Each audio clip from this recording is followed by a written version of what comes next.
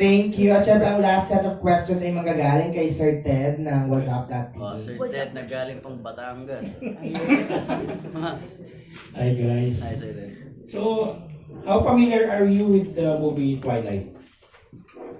Familiar kayo? Yes, Okay. yes, binasa. So, yung vampire na babae si Bella. Hmm. So, since kanina ka sinabi mo na you wanted to be a vampire lang, you don't want to be a wolf, mas gusto mo yung vampire ka, di ba? Ay, maganda yung maging wolf. Ewan ko, Sir Ted.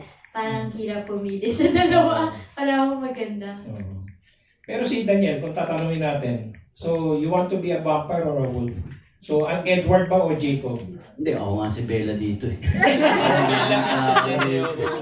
Hindi yung nakagat na, di ba? Siguro mas pipiliin ko yung vampira sa sa Hotel Transylvania. Hindi, ako siguro mas trip ko, pwede, hybrid din ako. Gusto ko hybrid din ako. Isa lang. Hindi pwedeng hybrid. Isa lang? Oo. So, ulit din maging werewolf, pero malaki katawan ng mga yun. Pag werewolf ka yata, kailangan nag-gym ka, no? Vampira na lang ako. Vampira. Dalas man ang puyat eh. Okay. So, Edward ka. So, remember, merong eksena ron na nasa mountain yung eksena ni Jacob sa ni Bella na para mabuhay si Bella, yung pinrotect niya sa heat. So, they were like naked in the mountains, diba? So, kunyari, ikaw si Edward, tapos nagkaroon ng eksena si Bella na si Catherine with a Jacob like that sa totoong buhay. Hypothetical. So, would you still accept Catherine? Pag ganun? Oo, pagbalik sa'yo. Di pwede ka sa magagalit. Pilipinas yun, to. Anong wholesome tayo dito? May MTRCB tayo niyan, to. Pero it's a life and death situation. So, hindi rin gusto Talagang niya may ni life and Bella death. yun, di ba? Hindi, sige. Siguro, parang To save me. Hindi, sinentranin nga ni Jacob, di ba? Si Edward siya. So, siyempre magseselos siya. Nalaman niya yung nangyari. ganon.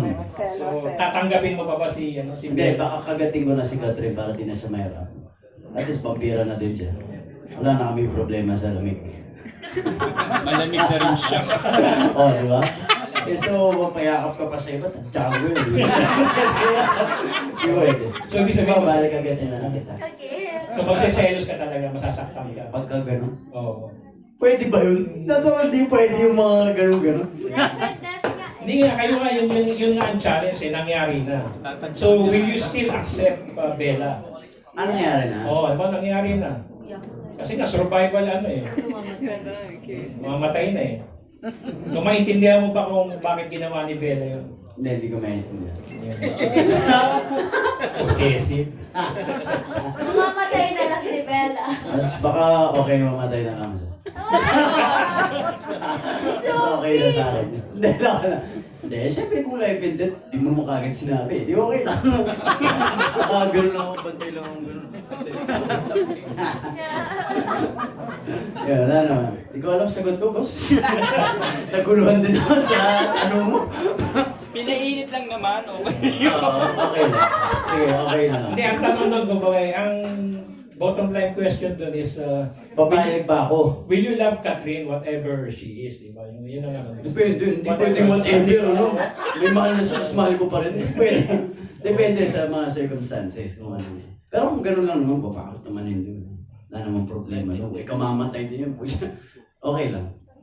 So you're willing to make sacrifices Oo for her? naman. Pero syempre may mga hangganan yung mga sakripisyong ganyan. Hindi mo pwedeng lahat naman. Parang sundalo ng pag-ibig ng dating.